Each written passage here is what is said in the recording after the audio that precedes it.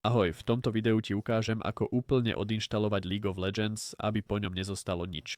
Najprv zatvoríme League of Legends a všetko, čo súvisí s Riotom. Takže zatvorím toto okno a potom kliknem na túto šípku tu vpravo dole. Tu sa uistíš, že všetko od Riotu je zatvorené. Môže sa tu nachádzať Riot Vanguard. To je taký červený znak, podobný tomuto Riot klientovi, ktorý teraz zatvoríme. Klikneš naň pravým tlačidlom myši, potom na ukončiť alebo zavrieť, aby nenastali problémy pri odinštalovaní. Teraz to urobím pre Riot Client a to isté pre Vanguard, ak ti zobrazuje. Potom vo vyhľadávaní Windows napíšeme pridať alebo odstrániť programy a klikneme naň. Potom vyhľadáme League of Legends. Tu ho vidíme. Klikneme naň a uvidíme možnosť odinštalovať, klikneme na ňu a znova potvrdíme odinštalovanie. Vidíme, že proces sa spustil a bol úspešný. A takto jednoducho môžeš odinštalovať League of Legends. Ak ti toto video pomohlo, budem rád za like. O tom, ako odinštalovať Riot Client, som tiež natočil video. Nájdeš ho tu a zatiaľ ahoj.